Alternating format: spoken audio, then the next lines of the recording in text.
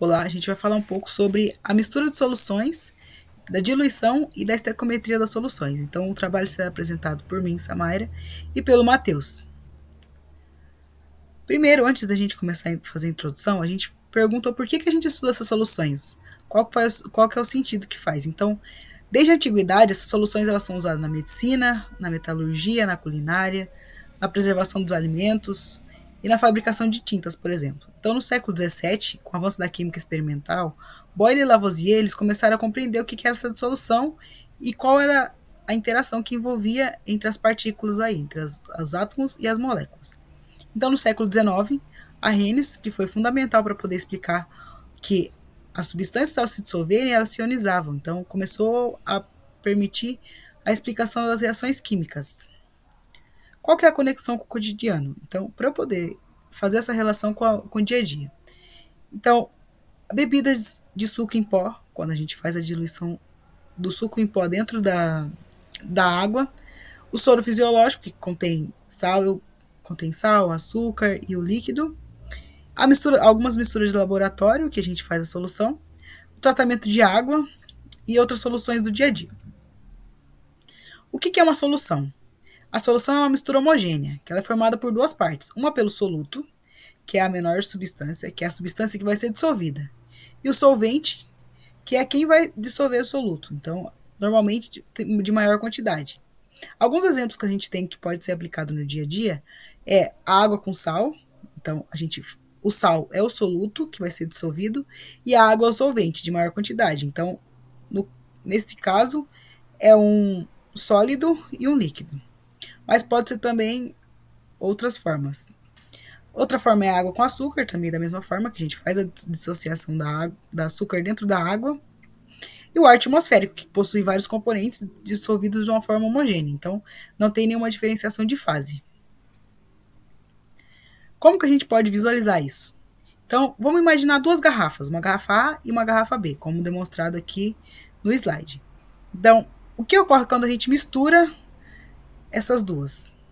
Primeiro, a gente tem uma garrafa A, que ela está com suco um pouco mais forte, com a concentração maior, e a B, que ela está com suco um pouco mais fraco, de uma cor mais clarinha. Então, quando a gente mistura, a soma das duas polpas vai ser o volume total, vai ser a soma dos dois volumes, ou seja, o volume da garrafa A mais o volume da garrafa B vai ser a soma dos dois. Então, a força do suco, que vai ser essa diluição, é a média ponderada, ou seja, a mistura da cor das duas, que vai ficar um tom um pouco mais neutro e equilibrado entre essas duas cores, entre esse amarelo e esse marrom. Então, agora o Matheus vai poder explicar um pouco como a fórmula geral da mistura e quais são os outros tipos de solução e tudo mais. Então, como a Samaya comentou, eu vou estar falando um pouco sobre a questão da fórmula. A fórmula geral da mistura. Se a quantidade de mols de uma solução 1 e na 2 for misturadas, se você tem uma solução, digamos A, uma solução B, os mols totais serão somados.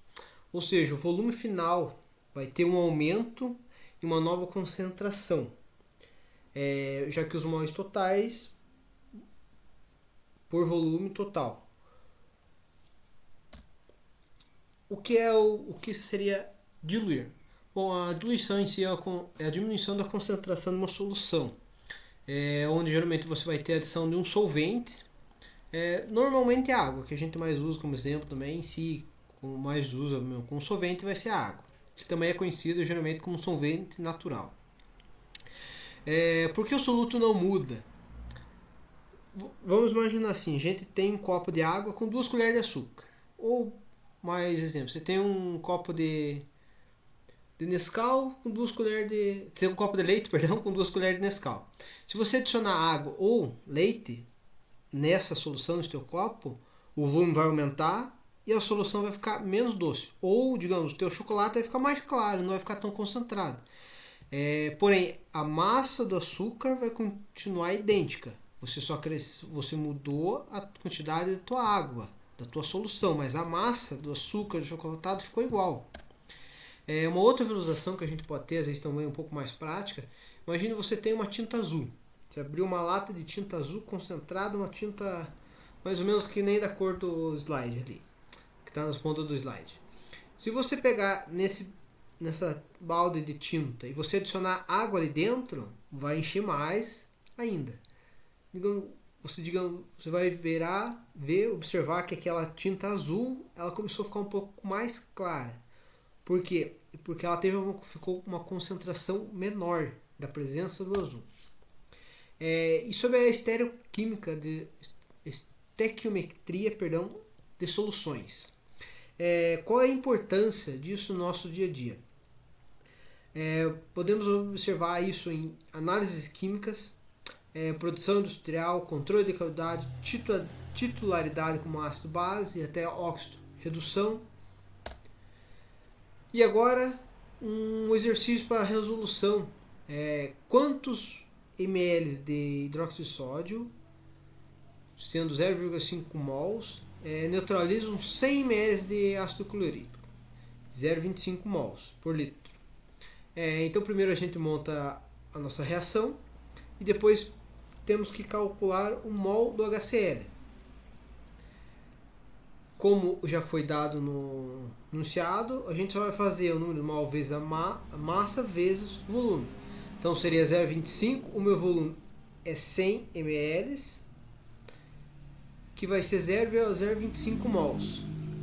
Para calcular o volume do NaOH, a gente vai usar o volume do N, que a gente achou, divididos pela quantidade de mols, que vai ser 0,05 litros ou 50 ml.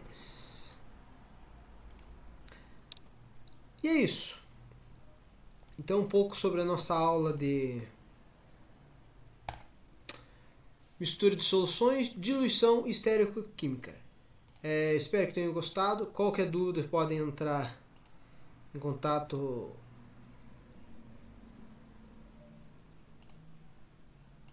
agora sim. Qualquer dúvida pode entrar em contato comigo ou com a Samaia.